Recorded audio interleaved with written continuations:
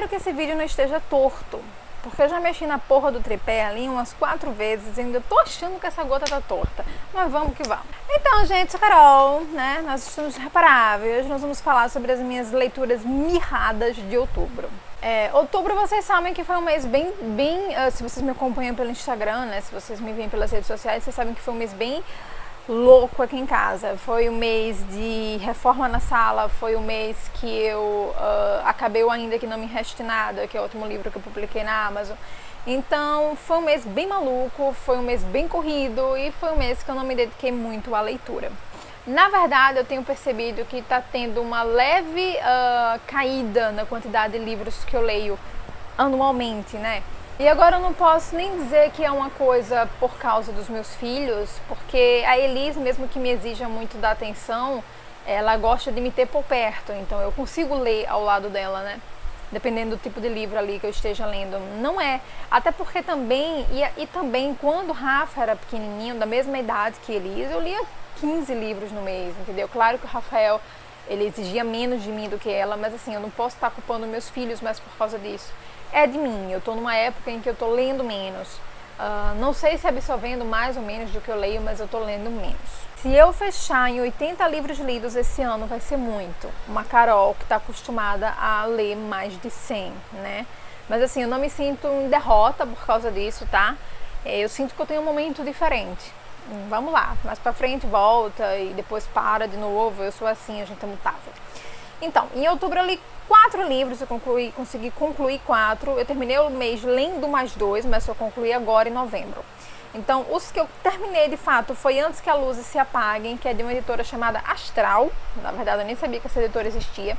Que é um livro do Jay Asher, eu acho que é esse o nome do autor, que é o mesmo autor dos 13 Porquês, se eu não me engano.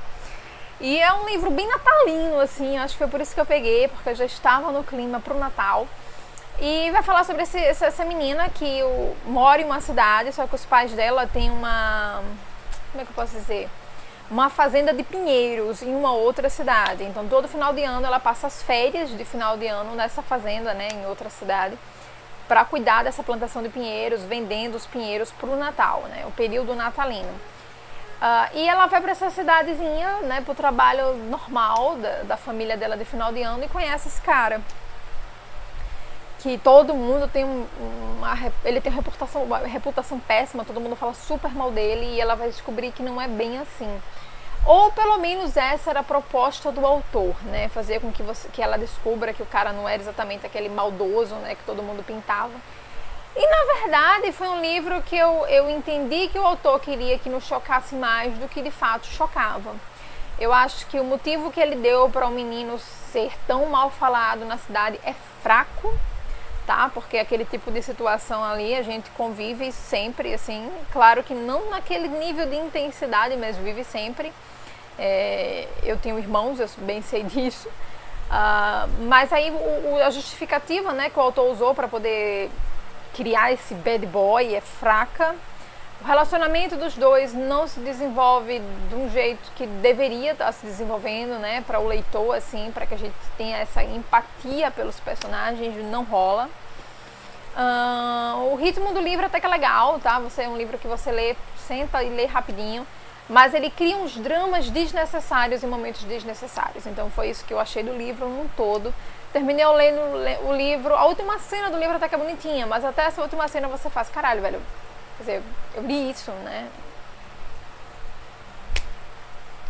Enfim, eu não sei se ele escreveu esse livro antes ou depois dos 13 Porquês, eu não sei se foi um momento ruim dele como autor, não sei. Eu sei que é um livro que não funcionou pra mim, ele poderia ter entregue muito mais do que ele entregou, ele poderia ter muito mais de drama do que ele teve. Eu acho que a ideia inicial era essa do autor, fraquinho, um jovem adulto bem fraco.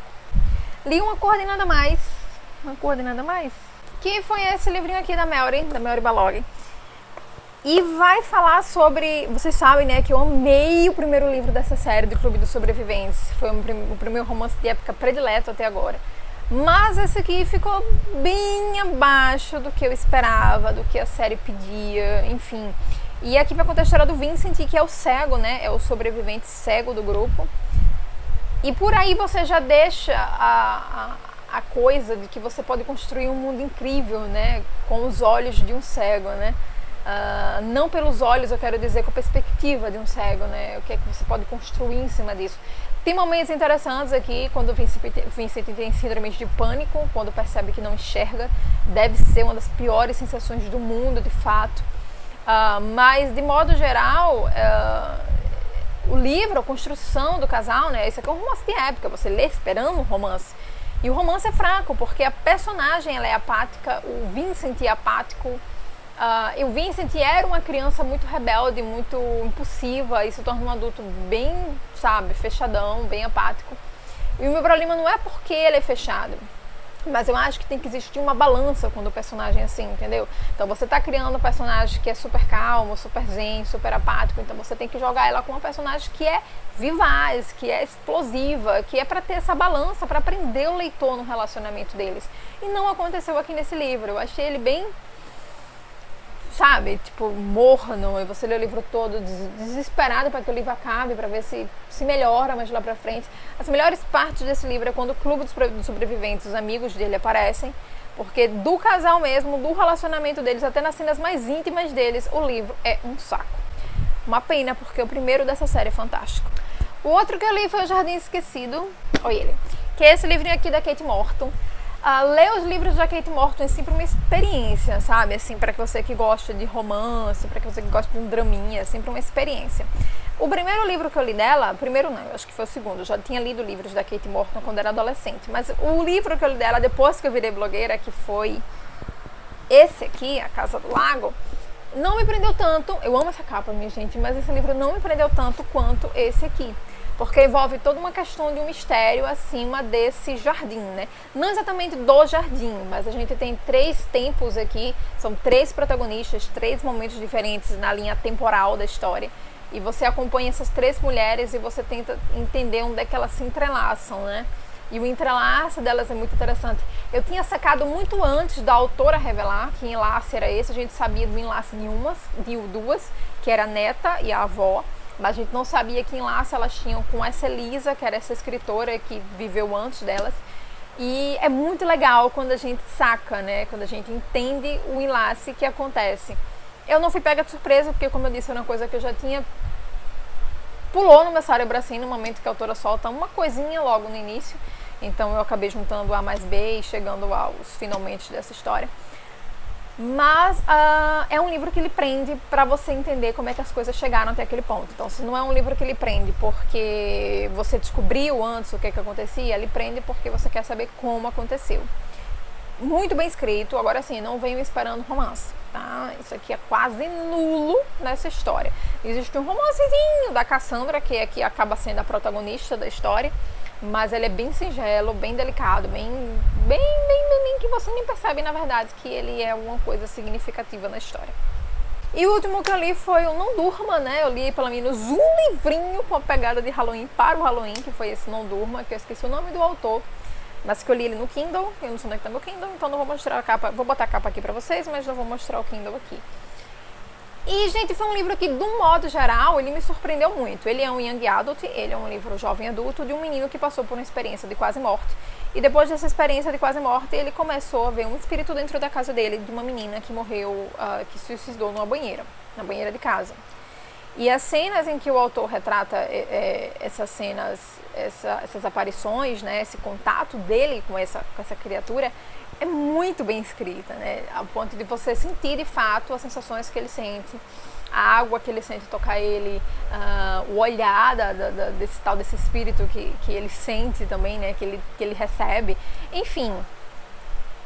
E aí ele vai trabalhar tentando expurgar isso, né? Porque ele já tá começando a ficar louco, a família dele já não aguenta mais ele por causa disso, porque todo mundo acha que é um tipo de transtorno pós-traumático, mas ele diz que não, que ele de fato tá vendo, né? Que aquilo ali tá ali de verdade, que tá acontecendo, mas a família não acredita, acha que são... Tem um nomezinho, gente, inclusive o autor fala disso no livro, que é quando você está dormindo, mas você tem experiências de dormindo que você sente como se fossem vivas, né? Não é exatamente sonambulismo, mas tem um nomezinho que o autor usa na história. E aí esse menino vai trabalhar em um tipo de museu que tem nessa cidade, que é um museu bem vivo, assim, é um museu onde as pessoas acompanham, né, o instrutor do museu, que mostra os locais onde aconteceram certas coisas nessa cidade. E algumas vezes, alguns deles têm uns tipos de experiências sensoriais com fantasmas, com espíritos. Então a chamada do museu é exatamente para você sentir essas coisas, né? E esse menino vai trabalhar nesse lugar e você pode parar pra pensar, caramba, velho, você já vê espírito, você vai trabalhar para um lugar que tem espírito, entendeu? Mas ele acha que é o único jeito que ele tem para se ajudar. Quando ele entende que ele pode ajudar essas pessoas que estão precisando de ajuda. E o livro surpreende quando chega mais lá pro fim. Eu também não fui pega de surpresa porque eu saquei o que o autor, a autora, não lembro bem, ia fazer um pouquinho antes. Mas ele pega de surpresa porque ele não fica só nessa linha do fantasma, né? Ele mistura o sobrenatural com o real. E eu achei isso muito legal na história. É um livro muito legal para jovem adulto. Talvez para mim, que sou adulta, eu pedisse, sabe, um pouco mais do livro. Eu quisesse um pouco mais da história. Mas ele começa e ele fecha muito bem. Eu senti como se o autor quisesse fazer uma continuação, né, deixar assim aberto ali para fazer uma continuação, mas pelo que eu vi no Goodreads não existe um livro único de fato, ele começa e fecha aí nesse livro, a não ser que ele vá fazer mais lá para frente, mas é um livro muito legal dentro do que ele propõe, né, você sente de fato as coisas que o garoto disse que está vendo. É muito legal quando você acompanha, quando ele começa a dizer coisas que apenas, tipo, o pai dele poderia saber, né? Que ninguém poderia ter contado a ele, que o pai começa a perceber que, poxa, ele tá falando a verdade. E é muito legal mesmo. Eu gostei demais desse livro. Então, gente, foi isso aí, minhas mirradas 4 leituras, né, de outubro. E vamos que vamos. Estamos no dia 5 de novembro e eu li 2 livros. Então, tá um pouquinho melhor, né? Se eu conseguir ler mais 3, já tô no lucro. Eu quero que vocês me digam o que é que vocês leram agora em outubro, se vocês leram alguma coisa legal, se vocês leram alguma coisa que não foi legal, se vocês leram alguma coisa temática para o Halloween. Quero saber, me digam aí. Beijos, até a próxima.